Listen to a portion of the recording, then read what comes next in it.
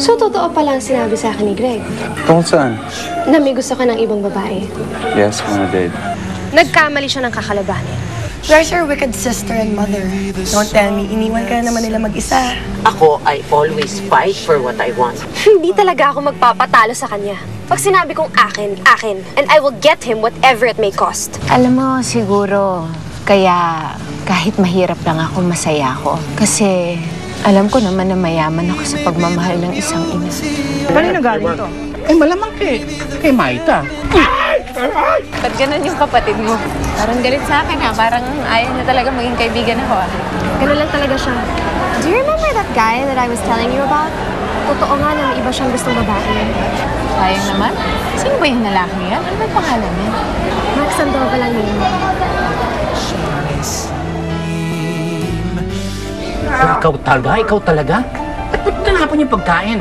Kung ayaw mo, sana ibinigay mo sa iba. Dinapakinabangan pa ng iba yun.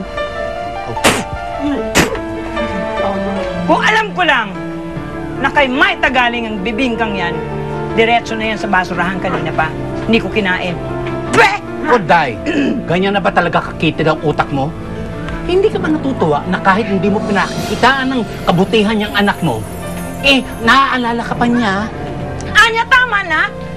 Sawan-sawa na ako sa kanidiskusyon natin tungkol kay Maita. Tama na, ayoko na! Oh, ba't parang natulala ka? O, ayan ha. Sinabi ko na sa'yo kung sino yung lalaking gusto ko. Ngayon naman, sino naman yung kinukwento mo sa akin noon? Ha? Ano ha? Hoy, wag kang badaya. Sino siya?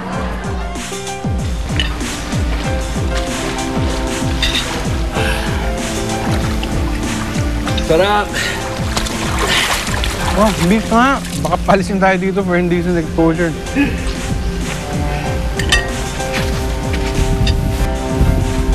So, is this true? My boy Mark Sandoval, tindera ng ista sa palengke. I'm so proud of myself. Pare, kung nakita mo ako, umisigaw ako doon, "Lapit! Sariwang isda, bili na kayo!" Kakaibang experience. Kakaiba. Proud? Bakit proud doon? Ang bilis kaya namin naubos yung tinda namin. As in, 5 minutes yata. Gone. Ibig mo sabihin, itong babaeng gusto mo, tindera sa palengke. Anong pangalan niya? Kilala ko ba siya? Sus? Sino? Dante? Dante Pineda yung pangalan niya. Ay! Siya ba si 5,000? Oo. Sus, ikaw naman. Sinikreto mo pa sa akin. Ikilala ko naman pala siya. Ay, wait. Diba, sabi mo, mayaman siya? Kaya ka kamo na alangan sa kanya? Sinabi ko ba yun? Oo. Wala lang sigurong intindihin yun. Baka hindi lang tayo nagkaintindihan. Lamang iba yung tinutukoy ko nun. What could you possibly see in this woman? Alam mo lahat ng naging exes ko? I mean, they're all the same. Just pretentious. It's just, I'm bored. Rebecca, take for instance. Ganda! Yes, maganda. Pero, pareho lang. Right? Pretentious when lahat sila may front. Lahat sila parang kailangan may... I can't explain it. Lahat, basta si Maita, what you see is what you get. It's the simplest thing, pero it's... Na-appreciate ko eh. Unbelievable. Kasi hindi bagay sa'yo. Tignan mo lahat yung mga exes mo. Puro mayaman, sikat, beauty titleists.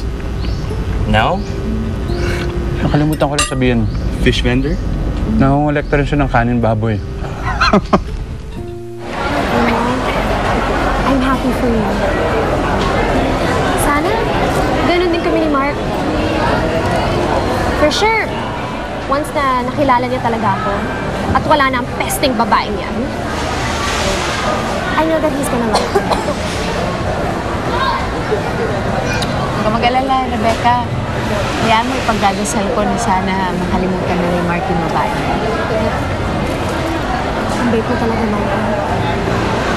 Hindi talaga ako nagkamaling magkaibigan dito.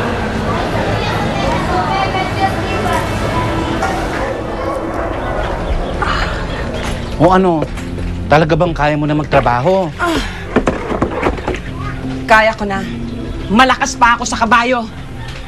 Malis ka na. Punta na ako ng palengke. Oh, ay, Amparo! Ano na? Halika nga rito! Ano nangyari sa'yo? Amparo!